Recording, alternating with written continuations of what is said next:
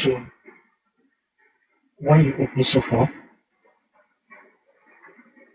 now that our software opened, we would like to go to our file. This is a file we want to use. It has X, Y, Z, and C, okay, or whatever you call it. So it has a it has eastings, northings, and there's Z value. That's the Z position, whether it's height or depth, okay, or elevation or the depth or whatever. Then the C is the data, is one of the data. What I call this D is one of the data. So here we have resivity and IP data for a block model, okay, for a block model. So in order to plot this, some people will be surprised that a software does this kind of block models, but software does it. So you can have a block model on software, and I'll show you how you can achieve that. Now this data, we're going to import it into our software. So I want to open it. Folder is my desktop in tutorial data, and this is a folder that I'll be using. Let me look at that again. Okay, this is a file we're going to be using. So software imports it, and they have your X, Y, Z, C. Right. So we don't need this. We don't need this column. So here we have our data is about 7,043 rows. Alright, so what we're going to do is we can assign columns for SYZ. It has already been assigned. Alright, and I want you to save the data. Let us save the table. So save the table, okay. The table is saved. Next thing, go to a plot grid, go to home, 3D surface, plot this as a 3D grid. Alright, so here is plotting. Let's put a color scale. So it's trying to fix two data types along S1. So one of it is on the Z, and on top of this plane, it's trying to plot the fourth column. This is not what we want. So what we're going to do is we click on it and find 3D view. So in 3D view, it's going to show you the surface, okay? Then you use your trackball and push drag it around. So when you drag it, you can now see now the Z is in its normal range, which is 0 to 30. So you can see from the table, Z ranges from 0 to minus 30. 0 to minus 30, right? Minus 30. So that's how you know that you've gotten it. Now, why the resivity is in the color scale. And the resivity is in the color scale. So this is a block model. You can change to black. Let's use black. Alright. So on the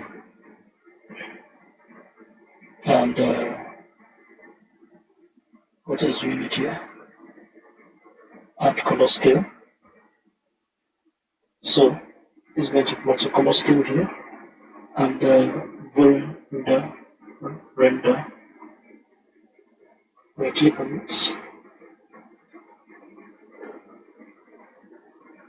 So I can't see my can't see my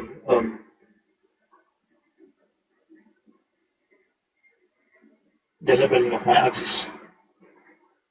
So let me go back to the environment, change to that. Okay. So in order to see my labelings, I will have to click on axis, x-axis, um, the labels, uh, font properties, white.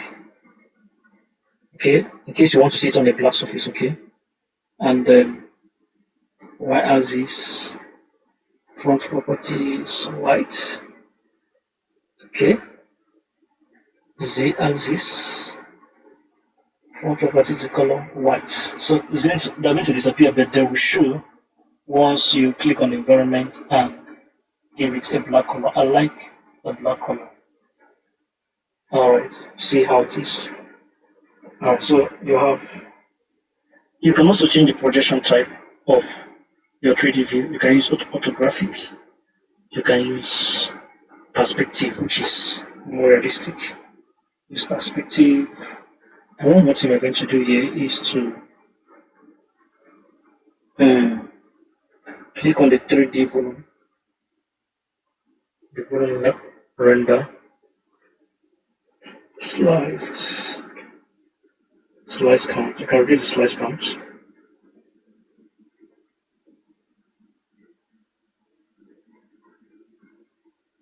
So how do you want to slice it? Let's see. Um,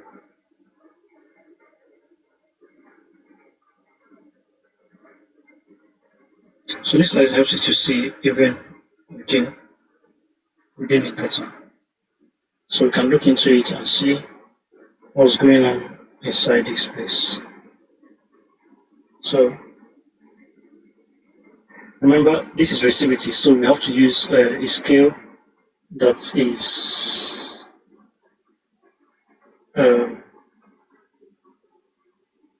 good for resivity. Go back to that plot. Change this to rainbow. Alright. So this is what normally used for resivity. If it doesn't give you what you need, you can go back, choose this rainbow and set. Okay. So whatever look you want from it, you can have it. You can under this room blender, let's raise it to 10 and see what it looks like. So you see what it looks like here. This helps you to view inside. Okay, the slicer. So it's slicing across S, Y, and Z at the same time. So you can visit inside the box and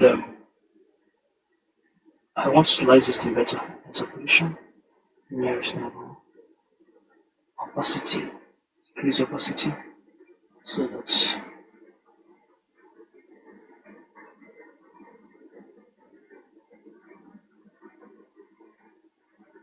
okay. Now this opacity is showing us a data at Z equals to minus 15.496. Alright, you can change it.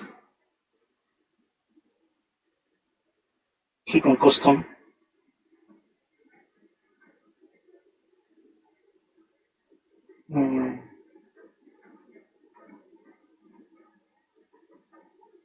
Okay, so let's reduce opacity. It's up again.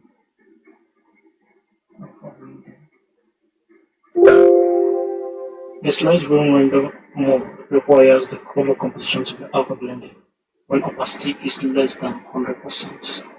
Okay.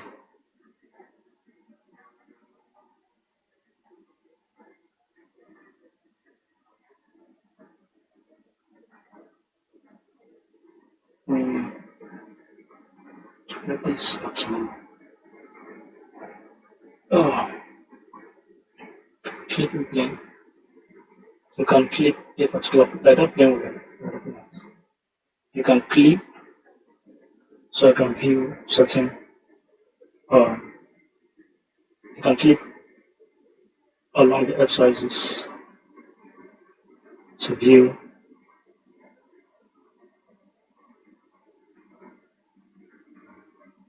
So you can click in any given direction to view within. You can click along the SY. So you just have to experiment with any of these to give you what you want. Okay. Can remove the clipping point. Mind you that all this is possible because I'm on the volume render. When you go to the volume surface line, um, what we can do there is change resolution. You can change opacity.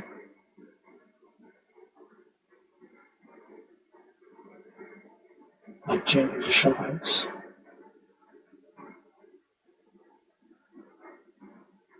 So if you want to get that block look back, just go to volume, general, and increase your slice count.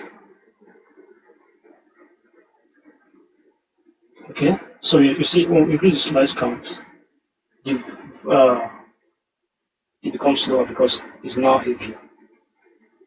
It's now heavier. So you can decrease the opacity to be able to look through. Like I said, if you want to look through this better and understand the variation in resistivity, use this to clip along. Alright, use this to clip along.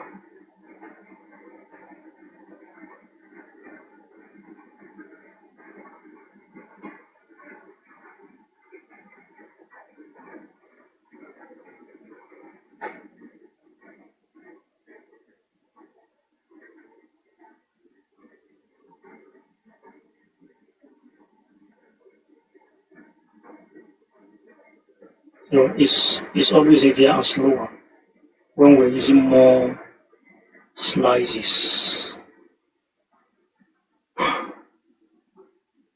See how slow it is because it's heavier at this point. Well, bend this down and this is how you view through and understand what's going on inside. You can also view through XYZ. Okay, see how it varies in this direction. You can click. The most important plane to click is SY position. So I can see the lateral and vertical variation. So let's change the position.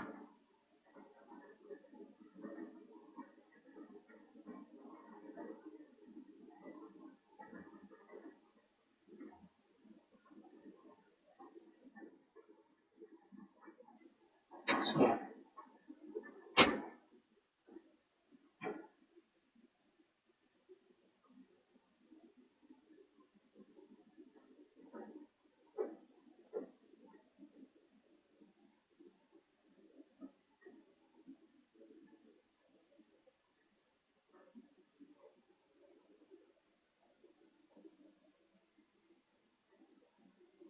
you can add a new grid, you can add to this 3D. To this 3D, you can add contour slices.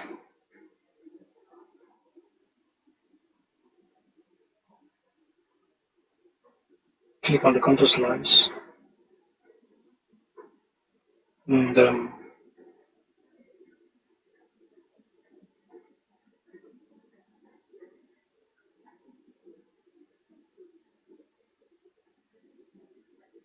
change to XY. So I change to XY here. Alright, so let's see, go to levels, um,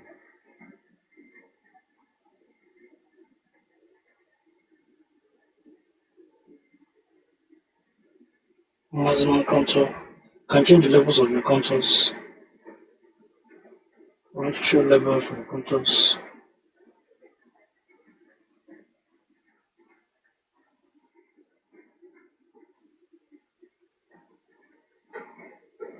The stuff is heavy. The data I'm using is much, so it's slow on my system right now. So that's why it's taking time. So I'm going to stop this video at this point. So if you want to export your image, you can export your image from here. You can export your 3D or you can screenshot. Alright? You can screenshot. Or you export your image. You can export in any format you want, PNG, JPG, any format you want, and save it. You can export the 3D for another program to this place, and that's basically that. You can choose the preset view you want to view this object through, but so we're viewing from the top. You can view from the west. You can view from any direction.